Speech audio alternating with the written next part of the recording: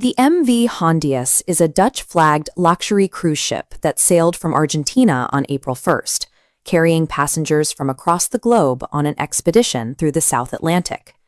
10 days into the voyage, the first passenger died. A rare, typically rodent-borne Hantavirus was spreading through the cabins, triggering severe respiratory failure. Within a month, 3 people were dead. The Hondius eventually reached the coast of Cape Verde, where it sat anchored and isolated. On board, dozens of passengers from over 20 different countries waited for a decision on where they would be allowed to step on dry land. This medical emergency quickly triggered an international standoff. Because the virus is rare and deadly, the ship effectively became a floating quarantine zone that no nearby nation was willing to accept. After the World Health Organization intervened, they issued a surprising directive. The ship would not disembark in Cape Verde. Instead, it was ordered to sail to Spain. This map shows the 1,500-kilometer detour through the Atlantic, trapping the infected and healthy together for days. As the ship turned north, the regional leader of the Canary Islands voiced a sharp objection, arguing this put the local population at risk. He raised a difficult question.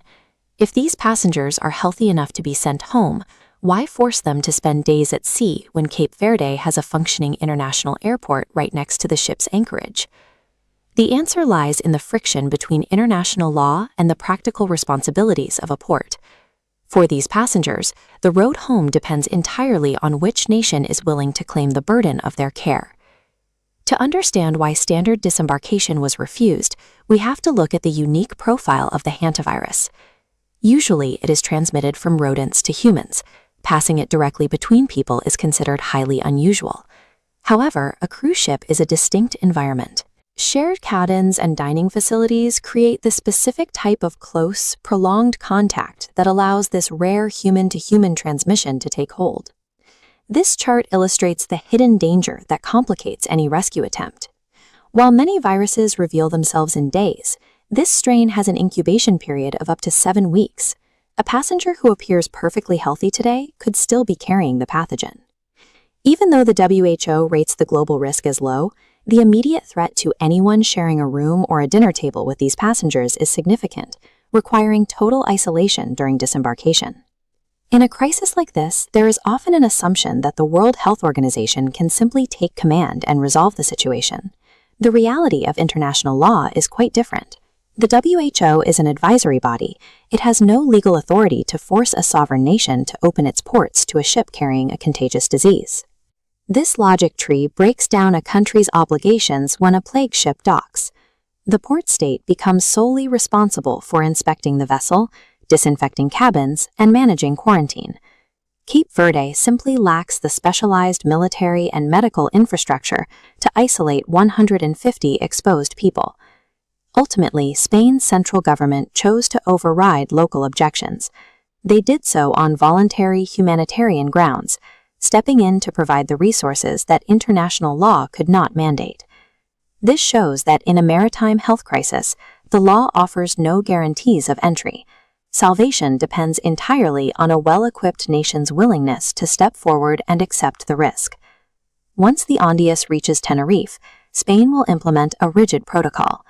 Every single passenger will undergo an immediate medical assessment to separate those who are symptomatic from those who are merely exposed.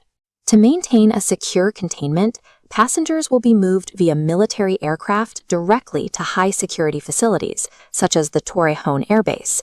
The final stage of care and quarantine takes place at the Gómez Ulla Military Hospital in Madrid, where patients are monitored under strict clinical protocols.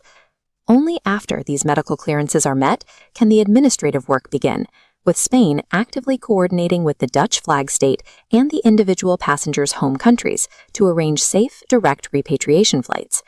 Effectively resolving a floating biohazard requires a level of military and diplomatic coordination that a standard civilian airport is simply not equipped to provide.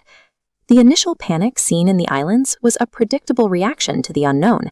However, that fear was replaced by a structured, multinational operation led by Spain and the WHO. This incident serves as a stress test for global health security, bringing back memories of cruise ship isolations at the start of the COVID-19 pandemic. Because significant gaps remain in international law regarding port entry for sick vessels, our primary defense against a localized outbreak becoming a tragedy remains the voluntary intervention of nations willing to